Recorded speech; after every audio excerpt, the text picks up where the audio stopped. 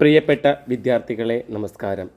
ശ്രീനാരായണ ഗുരു open യൂണിവേഴ്സിറ്റിയുടെ MA മലയാളത്തിൻ്റെ Indian സാഹിത്യ സിദ്ധാന്തങ്ങൾ എന്ന പേപ്പറിൻ്റെ പ്രീവിയസ് ക്വസ്റ്റ്യൻ പേപ്പറാണ് നമ്മൾ ചർച്ച ചെയ്തുകൊണ്ടിരിക്കുന്നത്. ആദ്യ ചോദ്യം നോക്കാം. ഗുണവും അലങ്കാരവും തമ്മിലുള്ള ബന്ധമെന്ത്? വിശദമാക്കുക. കാവ്യത്തിന് ഭംഗി കൂട്ടുന്ന രണ്ട് ഘടകങ്ങളാണ് ഗുണവും അലങ്കാരവും. രണ്ടും രണ്ട് രീതിയിലാണ് പ്രവർത്തിക്കുന്നത്. ഗുണം സാഹിത്യത്തിൻ്റെ ആത്മാവാണ്. മനുഷ്യന് സ്നേഹം, കോപം തുടങ്ങിയ വികാരങ്ങൾ സ്വാഭാവികമായി ഉള്ളതാണ്. അവ ആത്മസ്പർശിയായി നിൽക്കുന്നതുമാണ്. അതുപോലെയാണ് ഗുണത്തിനും സാഹിത്യത്തിനും ആത്മാവായ രസത്തിനും തമ്മിലുള്ള ബന്ധം. അവ ആത്മസ്പർശിയായി നിൽക്കുന്നു. ഗുണത്തിൻ്റെ മറ്റൊരു പ്രത്യേകതയാണ് അത് രസത്തിൻ്റെ ആത്മാംശമായി നിന്നുകൊണ്ട് രസത്തിന് ഉത്കർഷം വരുത്തുന്നു. രസത്തിൻ്റെ ആത്മാംശമായി നിന്നുകൊണ്ട് രസത്തിന് ഉത്കർഷം വരുത്തുന്ന ഒന്നാണ് ഗുണം. ഗുണോത്കർഷം ഉണ്ടാക്കുന്ന കാവ്യഘടകമാണ് ഗുണം. ഗുണത്തിന് ഉയർച്ചയുണ്ടാക്കുന്ന, ഉത്കർഷമുണ്ടാക്കുന്ന കാവ്യഘടകമാണ് ഗുണം. മറ്റൊരു വാക്കിൽ പറഞ്ഞാൽ ഗുണം രസത്തിൻ്റെ സ്ഥിരധർമ്മമാണ്. ഗുണം രസത്തിൻ്റെ സ്ഥിരധർമ്മമാണ്. ഗുണം ഒരിക്കലും രസവുമായി വേർപിരിയാതെ നിൽക്കുന്നു. ഗുണത്തെ ഭാരതീയ ആചാര്യന്മാർ പ്രസാദം, മാധുര്യം, ഓജസ്, സമത, ശ്ലേഷം, സുകുമാരത, അർത്ഥവ്യക്തി, ഉദാരത, കാന്തി എന്നിങ്ങനെ 10 തരംതിരിച്ചിട്ടുണ്ട്. അപ്പം ഗുണത്തെ 10 തരംതിരിച്ചിരിക്കുന്നു. അവ എന്താണെന്ന് ഒന്നുകൂടി പറയാം. പ്രസാദം, മാധുര്യം, ഓജസ്, സമത, ശ്ലേഷം, സുകുമാരത, അർത്ഥവ്യക്തി, ഉദാരത, കാന്തി, സമാധി എന്നിങ്ങനെ. ഇവയിൽ തന്നെ ആനന്ദവർദ്ധനെ പോലെയുള്ളവർ പ്രസാദം, മാധുര്യം, ഓജസ് എന്നീ 3 സർവപ്രാധാന്യം നൽകിയിട്ടുള്ളത്. AR രാജരാജവർമ്മ ഭാഷാഭൂഷണത്തിൽ 3 ഗുണങ്ങളെക്കുറിച്ചാണ് പറയുന്നത്. അവ പ്രസാദം, മാധുര്യം, ഓജസ് എന്നിവയാണ്. മാധുര്യത്തെക്കുറിച്ച് അദ്ദേഹം പറയുന്നത് ഇങ്ങനെയാണ്: മനസ്സ് ആഹ്ലാദത്തിൽ ലയിപ്പിക്കുന്ന കാവ്യഗുണമാണ് മാധുര്യം. മനസ്സ് ആഹ്ലാദത്തിൽ ലയിപ്പിക്കുന്ന കാവ്യഗുണമാണ് മാധുര്യം. ശൃംഗാരം, കരുണം, ശാന്തം എന്നീ രസങ്ങൾക്ക് ചേർന്ന കാവ്യഗുണവുമാണ് മാധുര്യം. ശൃംഗാരം, കരുണം, ശാന്തം എന്നീ രസങ്ങൾക്ക് ചേർന്ന് വരുന്ന കാവ്യഗുണമാണ് മാധുര്യം. ഓജസ്സിനെ കുറിച്ച് പറയുന്നത് വീരം, രൗദ്രം, ബീഭത്സം എന്നിവയെ പോഷിപ്പിക്കുന്ന ഈ ഗുണം മനസ്സിനെ ഉത്സാഹപൂർണമാക്കുന്നു. മനസ്സിനെ ഉത്സാഹപൂർണമാക്കുന്ന ഒന്നാണ് ഓജസ്. അത് വീര്യം, രൗദ്രം, ബീഭത്സം എന്നിവയെ പോഷിപ്പിക്കുന്നു. എന്നാൽ പ്രസാദം ഉണങ്ങിയ വിറകിൽ തീ പടർന്ന് പിടിക്കും പോലെ പെട്ടെന്ന് പരന്ന് വികസിക്കുന്ന ഗുണമാണ്. ഉണങ്ങിയ വിറകിൽ തീ പടർന്ന് പിടിക്കും പോലെ പെട്ടെന്ന് പരന്ന് വികസിക്കുന്ന ഗുണമാണ് പ്രസാദം. എല്ലാ രസവും ഈ ഗുണത്തെ ആശ്രയിക്കുന്നു. വാമനൻ കാവ്യത്തെ വൈദർഭി, ഗൗഡി, പാഞ്ചാലി എന്നിങ്ങനെ 3 വിഭജിച്ചതിൻ്റെ അടിസ്ഥാനവും ഗുണത്തിൻ്റെ ഏറ്റക്കുറച്ചിൽ തന്നെയാണ്. അലങ്കാരം കാവ്യത്തിന് ശോഭയുണ്ടാക്കുന്ന ഒരു അംശം മാത്രമാണ്. അലങ്കാരമാകട്ടെ കാവ്യത്തിന് ശോഭയുണ്ടാകുന്ന ഒരു അംശമാണ്. ആ ധർമ്മം നിറവേറ്റുന്നത് സാഹിത്യത്തിൻ്റെ ബാഹ്യതലസ്പർശിയായ ശബ്ദാർത്ഥങ്ങളെപ്പറ്റി പറഞ്ഞുകൊണ്ടാണ്. അക്കാരണത്താൽ അലങ്കാരം സാഹിത്യത്തിന് ബാഹ്യമോടിയുണ്ടാക്കുന്ന ഒരു അംശമാണെന്ന് കാണാം. ആഭരണങ്ങൾ സൗന്ദര്യത്തിനെ മൂടിക്കൂട്ടുന്നത് പോലെയുള്ള ധർമ്മമാണ് കാവ്യത്തിൽ അലങ്കാരം നിർവഹിക്കുന്നത്. ആഭരണങ്ങൾ അണിയുന്നതും അണിയാതിരിക്കുന്നതും ഓരോ വ്യക്തിയുടെ ഇഷ്ടമാണല്ലോ. അതുപോലെ കാവ്യത്തിന് അലങ്കാരങ്ങൾ ഉപയോഗിക്കുകയോ ഉപയോഗിക്കാതിരിക്കുകയോ ചെയ്യാം. ഗുണം ഒരു കാവ്യത്തിൻ്റെ ആന്തരിക സൗന്ദര്യമാണ് കൂട്ടുന്നത്. അതിനാൽ തന്നെ അലങ്കാരത്തിനേക്കാൾ പ്രാധാന്യം ഗുണത്തിന് തന്നെയാണ്. കാവ്യത്തിൽ ബാഹ്യ സൗന്ദര്യം ഉണ്ടാക്കുകയാണ് അലങ്കാരങ്ങൾ ചെയ്യുന്നത്.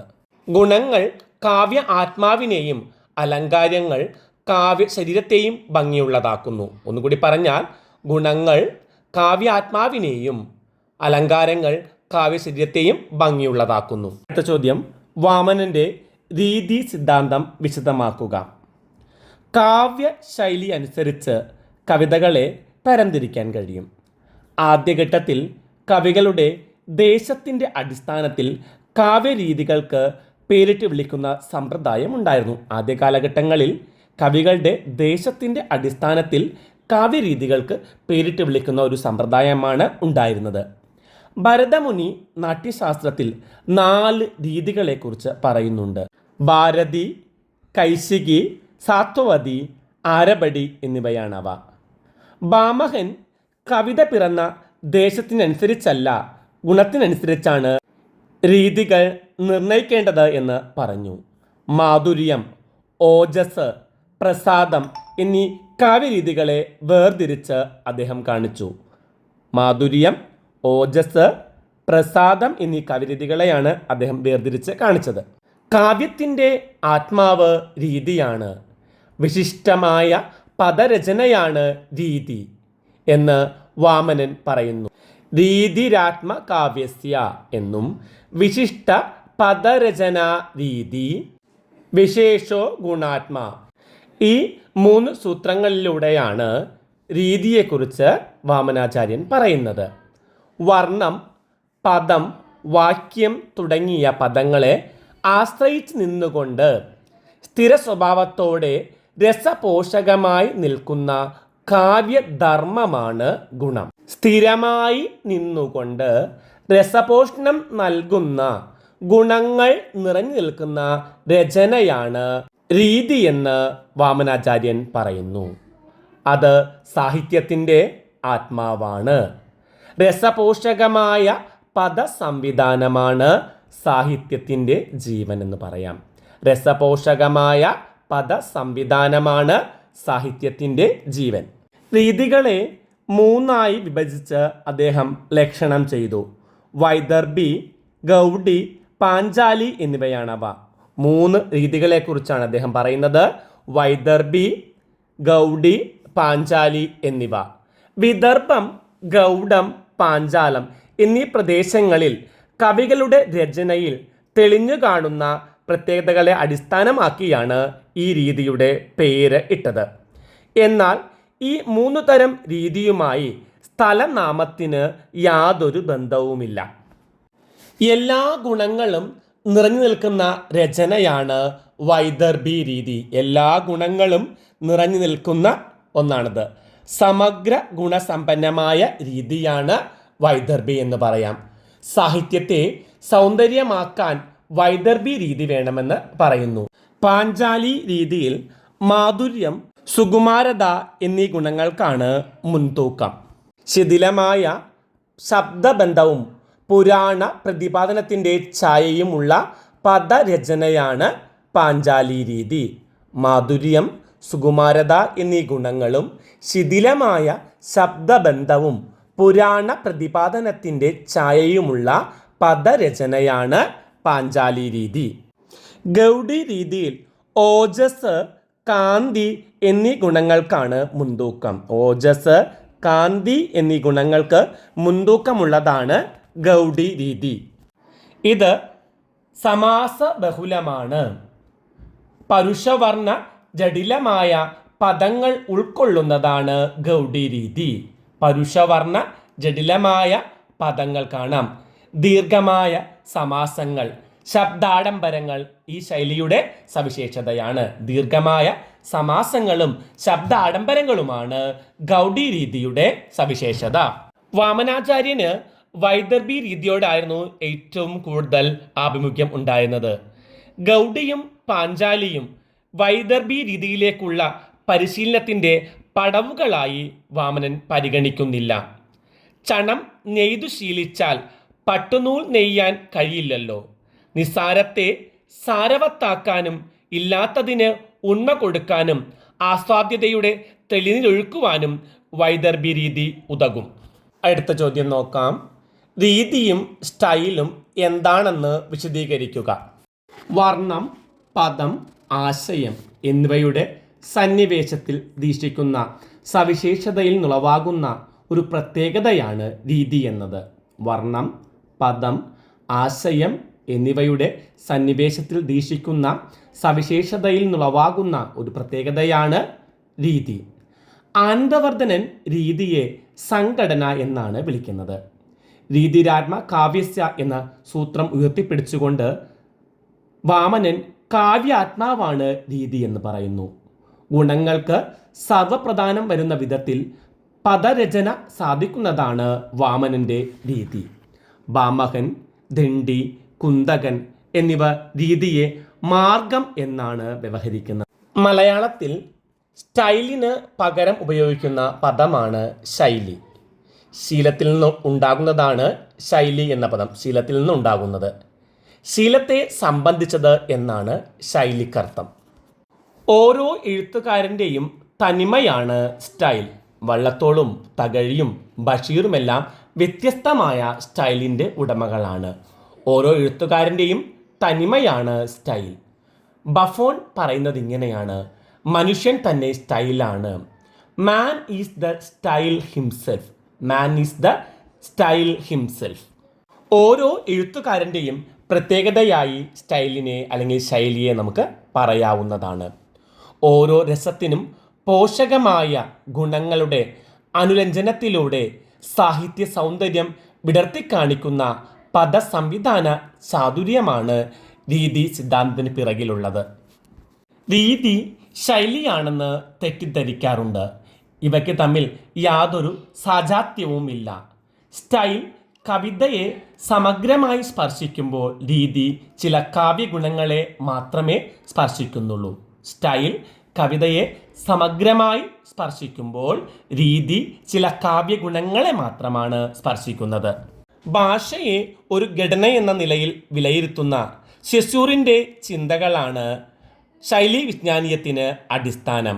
ഭാഷയെ ഒരു ഘടന എന്ന നിലയിൽ വിലയിരുത്തുന്ന സെസ്സൂറിൻ്റെ ചിന്തകളാണ് ശൈലീ വിജ്ഞാനീയത്തിന് അടിസ്ഥാനമായിട്ടുള്ളത്. ഭാഷയെ ശാസ്ത്രീയമായി വിലയിരുത്തി സാമാന്യ ഭാഷയിൽ നിന്നും സാഹിത്യ ഭാഷ എങ്ങനെ വ്യത്യാസപ്പെടുന്നു എന്ന വിശകലനം ചെയ്യുന്ന രീതിയിൽ ശൈലീ സിദ്ധാന്ത പഠനം മാറി വരുന്നത് ഫോർമലിസത്തിൻ്റെ കാലത്താണ്. ഭാഷാശാസ്ത്രത്തിലെയും സയൻസിലെയും പദങ്ങളെ അവർ ഉപയോഗപ്പെടുത്തി സാഹിത്യീയത എങ്ങനെ ഉണ്ടാകുന്നു എന്നതായിരുന്നു പ്രധാന വിഷയം. സ്റ്റൈലും രീതിയും രണ്ട് വിഭിന്ന സങ്കല്പങ്ങളാണ്. സ്റ്റൈൽ കവിതയെ സമഗ്രമായി ഉൾക്കൊള്ളുന്നു, എന്നാൽ രീതി ചില പ്രത്യേക കാവ്യഗുണങ്ങളെ മാത്രമേ പരിഗണിക്കുന്നുള്ളൂ. രീതി കാവ്യഘടകങ്ങളെ സംബന്ധിക്കുന്ന സാങ്കേതിക ഘടകങ്ങളോടും സ്റ്റൈൽ കവി സ്വഭാവത്തോടും ബന്ധപ്പെട്ടിരിക്കുന്നു. രീതി എന്നത് കാവ്യഘടകങ്ങളെ സംബന്ധിക്കുന്ന സാങ്കേതിക ഘടകങ്ങളോടും സ്റ്റൈൽ കവി സ്വഭാവത്തോടുമാണ് ബന്ധപ്പെട്ടിരിക്കുന്നത്. രീതി ഗുണസംബന്ധി മാത്രമല്ല, അത് രസം, അലങ്കാരം എന്നിവയോടുകൂടി ബന്ധപ്പെട്ടതാണ്. എത്ര കവികളുണ്ടോ അത്രയും രീതികളുണ്ടെന്ന് ദണ്ഡിയും കുന്തകനും അംഗീകരിക്കുന്നുണ്ട്. അടുത്ത ചോദ്യം: കാവ്യഗുണങ്ങൾ വിശദീകരിക്കുക. നാട്യശാസ്ത്രത്തിൽ ഭരതമുനി 10 കാവ്യഗുണങ്ങളെ എടുത്തു കാണിക്കുന്നുണ്ട്. ദോഷമില്ലായ്മ അഥവാ ദോഷഭാവമാണ് ഗുണങ്ങൾ എന്നാണ് ഭരതന്റെ അഭിപ്രായം. ദോഷമില്ലായ്മ അഥവാ ദോഷഭാവമാണ്. കാവ്യത്തിന് ഉത്കർഷം നൽകുന്നവയാണ് ഗുണങ്ങളെന്നാണ് മറ്റു ആലങ്കാരികന്മാർ പറയുന്നത്. 10 ഗുണങ്ങൾ ഏതെല്ലാമെന്ന് നോക്കാം. ശ്ലേഷം, പ്രസാദം, സമത, മാധുര്യം, സുകുമാരത, അർത്ഥവ്യക്തി, ഉദാരത, ഓജസ്, കാന്തി, സമാധി എന്നിവയാണ് 10 ഗുണങ്ങൾ. ശ്ലേഷം, പ്രസാദം, സമത, മാധുര്യം, സുകുമാരത, അർത്ഥവ്യക്തി, ഉദാരത, ഓജസ്, കാന്തി, സമാധി എന്നിവയാണവ. ഉത്തമ കാവ്യത്തിൽ 10 ഗുണങ്ങളും ഉണ്ടായിരിക്കണം. ആചാര്യദണ്ഡിയുടെ അഭിപ്രായത്തിൽ ഉത്തമ കാവ്യമാർഗം വൈദർഭിയാണ്. ഈ ഗുണങ്ങളെല്ലാം ഒത്തുവിളങ്ങുന്നത് വൈദർഭി രീതിയിലാണ്. ഇതിൽ തന്നെ മാധുര്യം, അർത്ഥവ്യക്തി, ഉദാരത, ഓജസ്, സമാധി എന്നീ 5 ഗുണങ്ങൾ വൈദർഭ ഗൗഡങ്ങൾക്ക് രണ്ടിനും പൊതുവായിട്ടുള്ളതാണ്. ഇതിൽ തന്നെ 5 അവ മാധുര്യം, അർത്ഥവ്യക്തി, ഉദാരത, ഓജസ്, സമാധി ഇവ വൈദർഭിയിലും ഗൗഡിയിലും പൊതുവായി വരുന്നു. ഗൗഡി വൈദർഭി രീതിയെ അപേക്ഷിച്ച് അപകൃഷ്ടമെങ്കിലും ഗണനീയമായ ഒരു കാവ്യമാർഗമാണെന്ന് ദണ്ഡി പറയുന്നുണ്ട്. ഭരതമുനി അവതരിപ്പിച്ച ഈ ദശഗുണങ്ങളെ പല ആചാര്യന്മാരും അംഗീകരിക്കുന്നുണ്ട്. ദണ്ഡി, വാമനൻ എന്നിവർ ഇതിനെ അംഗീകരിക്കുന്നു. എന്നാൽ ആനന്ദവർദ്ധനൻ, അഭിനവഗുപ്തൻ, മമ്മടൻ എന്നിവർ 3 ഗുണങ്ങളെ മാത്രമാണ് അംഗീകരിച്ചിട്ടുള്ളത്. ഓജസ്, പ്രസാദം, മാധുര്യം എന്നിവയാണ് ആ ഗുണങ്ങൾ. ഓജസ്, പ്രസാദം, മാധുര്യം എന്നിവ. അടുത്ത ചോദ്യം, AR രാജരാജവർമ്മയുടെ ഭാഷാഭൂഷണം എന്ന ഗ്രന്ഥത്തെക്കുറിച്ച് ഉപന്യസിക്കുക. സംസ്കൃതത്തിൽ ഇതുവരെ പ്രസിദ്ധീകരിച്ചിട്ടുള്ള അലങ്കാര ഗ്രന്ഥങ്ങളെ ഉപയോഗിച്ചുകൊണ്ട് മലയാളത്തിൽ രചിക്കപ്പെട്ട ഒരു അലങ്കാര ശാസ്ത്ര ഗ്രന്ഥമാണ് ഭാഷാഭൂഷണം. ഭാഷാഭൂഷണം ഒരു അലങ്കാര ശാസ്ത്ര ഗ്രന്ഥമാണ്. മലയാളത്തിലാണ് ഇത് എഴുതിയിട്ടുള്ളത്. 1902 AR രാജരാജവർമ്മ ഈ കൃതി ആദ്യമായി പ്രസിദ്ധീകരിച്ചത്. അതുവരെ ലീലാതിലകം എന്ന ഒരു ഗ്രന്ഥം മാത്രമാണ് സാഹിത്യ ശാസ്ത്ര പഠനത്തിനായി ഉപയോഗിക്കാൻ സാധിച്ചിരുന്നുള്ളൂ. മലയാളത്തിലുള്ള ഉന്നത പരീക്ഷകളുടെ പാഠ്യപദ്ധതി അനുസരിച്ച് അലങ്കാര ശാസ്ത്ര വിഷയങ്ങൾ പൂർണ്ണമായും ഉൾക്കൊള്ളുന്ന ഒരു പാഠ്യഗ്രന്ഥത്തിൻ്റെ അഭാവം കണക്കിലെടുത്തുകൊണ്ടാണ് ഭാഷാഭൂഷണം എന്ന കൃതി AR മലയാളത്തിൽ അവതരിപ്പിക്കുന്നത്. ഭാഷാഭൂഷണക്കാരൻ അലങ്കാര വിഭജനത്തിൽ പിന്തുടർന്നത് രുദ്രടനെയാണ്. AR അലങ്കാര വിഭജനത്തിൽ രുദ്രടനെയാണ് പിന്തുടരുന്നത് എന്ന് കാണാം. കാവ്യപ്രകാശം, സാഹിത്യദർപ്പണം, കുവലയാനന്ദം തുടങ്ങിയവയെ പോലെ കാരികയും വൃത്തിയുമായിട്ടാണ് ഭാഷാഭൂഷണം രചിച്ചിരിക്കുന്നത്. അധ്യായങ്ങൾക്ക് പ്രകരണം എന്നാണ് പേർ കൊടുത്തിട്ടുള്ളത്. ഒന്നാമത്തേത് അലങ്കാര പ്രകരണം, 2 ദോഷപ്രകരണം, 3 ഗുണപ്രകരണം, 4 ശബ്ദാർത്ഥ പ്രകരണം, 5 ധ്വനിപ്രകരണം, 6 ഗുണീഭൂത വ്യംഗ്യ പ്രകരണം എന്നിങ്ങനെ 6 പ്രകരണങ്ങളാണ് ഭാഷാഭൂഷണത്തിന് ഉള്ളത്. 6 അധ്യായങ്ങളുണ്ട്.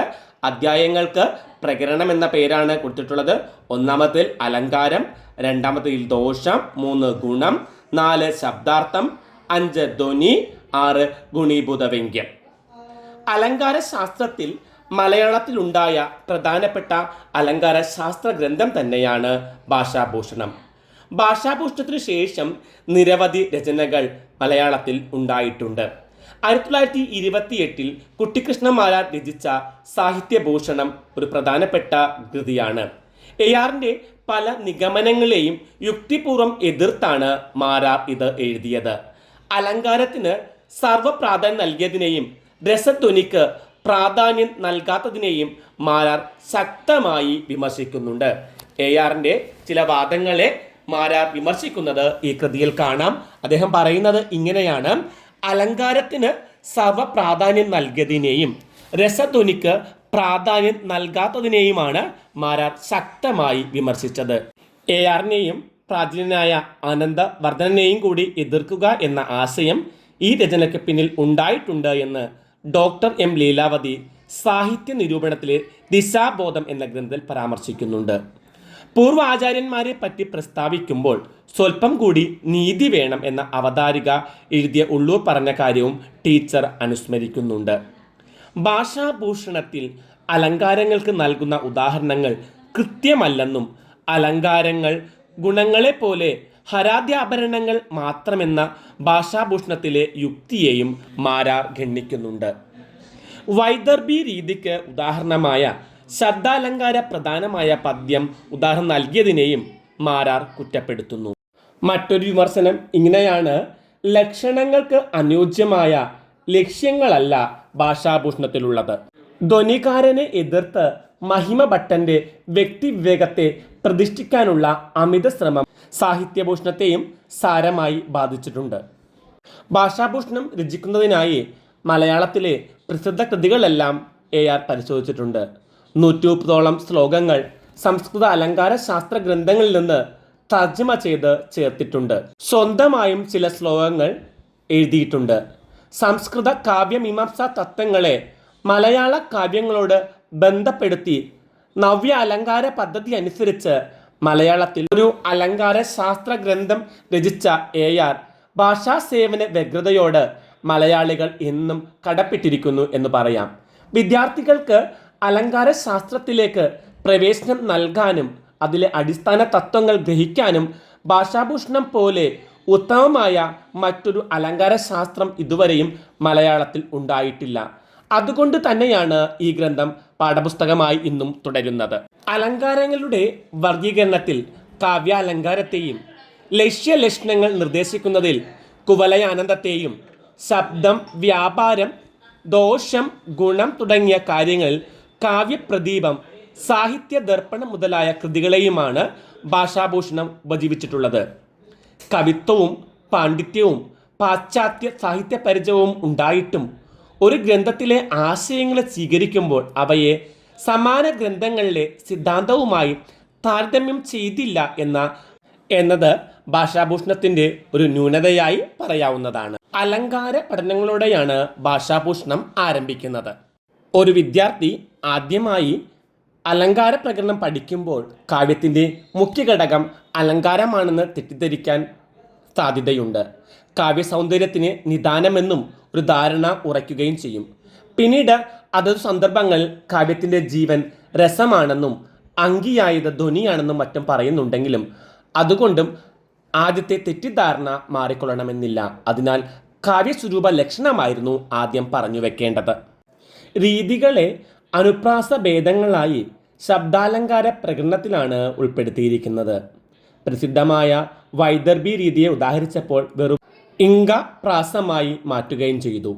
മമ്മട ഭട്ടനെ പോലുള്ള സംസ്കൃത ആലങ്കാരികന്മാരെ അനുകരിച്ചാണ് അങ്ങനെ ചെയ്തതെങ്കിലും പ്രാസദീക്ഷയ്ക്കു വേണ്ടി അർത്ഥം ബലി കഴിക്കരുതെന്ന് പ്രഖ്യാപിച്ച AR രീതികൾക്ക് സംഭവിച്ച ഈ ദുർഗതിയെ വിമർശന ബുദ്ധിയ വിലയിരുത്തുന്നില്ല. വാസ്തവത്തിൽ പ്രാസ വിഷയത്തിൽ രാജരാജവർമ്മയുടെ നിലപാട് മനസ്സിലാക്കാൻ ഇത് സഹായിക്കുന്നുണ്ട്. ശബ്ദാലങ്കാരങ്ങൾ കൂടി ഉള്ളതുകൊണ്ട് മയൂര സന്ദേശം ശബ്ദാലങ്കാരങ്ങളില്ലാത്ത മേഘസന്ദേശത്തേക്കാൾ മികച്ചതാണെന്നാണ് ARൻ്റെ അഭിപ്രായം. ശബ്ദാലങ്കാര കസർത്തുള്ള രാമേന്ദ്ര വിലാസത്തെ അദ്ദേഹം പ്രശംസിക്കുകയും ചെയ്യുന്നുണ്ട്. ഭാഷാഭൂഷണത്തിൽ ശബ്ദാലങ്കാരങ്ങൾക്ക് നൽകിയ ഉദാഹരണങ്ങളെല്ലാം തന്നെ അദ്ദേഹത്തിൻ്റെ സ്വന്തം രചനകളാണ്. ദ്വിതീയാക്ഷരപ്രാസം മാത്രമേ കവിതയ്ക്ക് ഭൂഷണമാവൂ എന്ന ശാഠ്യത്തോട് മാത്രമേ ARന് എതിർപ്പുണ്ടായിരുന്നുള്ളൂ.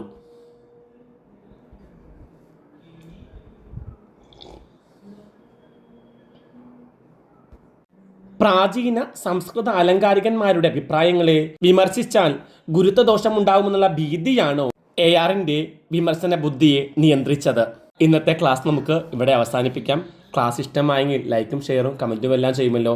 വളരെ പ്രധാനപ്പെട്ട ചില ചോദ്യങ്ങളാണ് ഇന്ന് ചർച്ച ചെയ്തത്. എല്ലാവരും നല്ല രീതിയിൽ പഠിക്കുക. പരീക്ഷയ്ക്ക് എല്ലാവർക്കും ഉയർന്ന മാർക്ക് ലഭിക്കാൻ പ്രാർത്ഥനകളോടെ നിർത്തുന്നു. നന്ദി, നമസ്കാരം.